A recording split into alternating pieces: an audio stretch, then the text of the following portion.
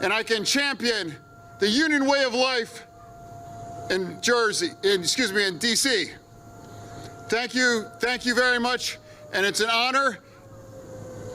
I live 8 minutes away from here, and when I leave tonight, I got 3 miles away, Dr. Oz in his mansion in New Jersey.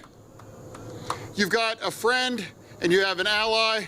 Send me to Washington, D.C. Thank you very much. Okay, it's not wrong at all to be like, that dude has issues and should not be, he should not be running for office. He needs to focus on his health. That has nothing to do with politics. I mean, dude, it just looks bad. It looks bad. Furthermore, there was a story that I was looking at. I'm going to pull this up because this was one of his. They said he had nearly fainted a couple of years ago. He's had a history of issues.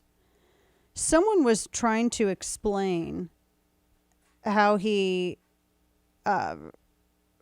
worked and like how he had to apparently like read lips or something like that. I don't know. There was this Free Beacon piece that came up discussing how Fetterman, even though he has this trouble speaking, and that might be because of the stroke, I think that talking about his health is absolutely an issue because these are voters.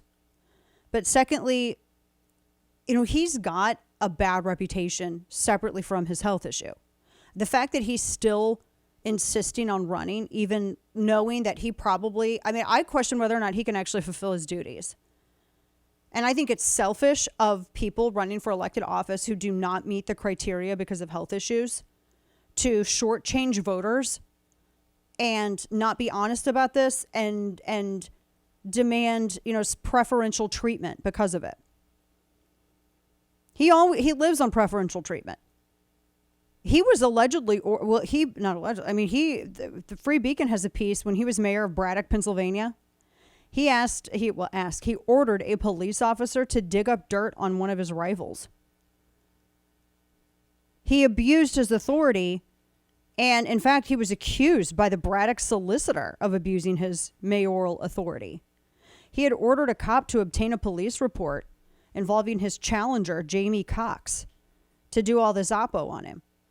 The Braddock City Council members, the city council, called for Fetterman's arrest because they said that he absolutely, not only did he abuse his authority, but they said that he violated state laws regarding the handling of criminal information in cases where charges are dropped. And then 3 years later, the only time that he ever voted, which is kind of crazy, the only time that he actually ever voted was when he cast this tie-breaking vote, his only vote in 13 years as Braddock mayor, to fire the Braddock solicitor Lawrence Shields because Shields had accused him of abusing his authority. This guy, he is a cosplayer. He cosplays as the average man. He's a tyrant. It's actually to his advantage, his health issue, and I think that they're trying to work that to some extent. He's, how dare you criticize? He thinks that he can wear, hoodies and cargo shorts, and that's the outfit of the average man, which I think is such an insult. That's why he wears a hoodie all the time, because he wants to seem as though he's an average, everyday man. He lived off his parents until he was 53 years old.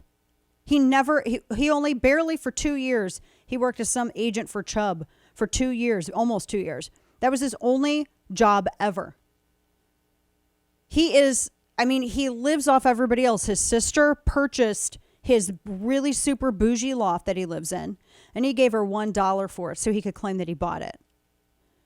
He's never had to actually work. He doesn't know anything about the economy. He doesn't know anything about the private sector. He has grown up rich and entitled.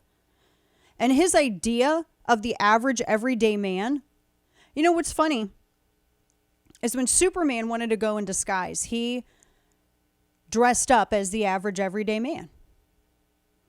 He wore a suit. He always looked nice in all the comics.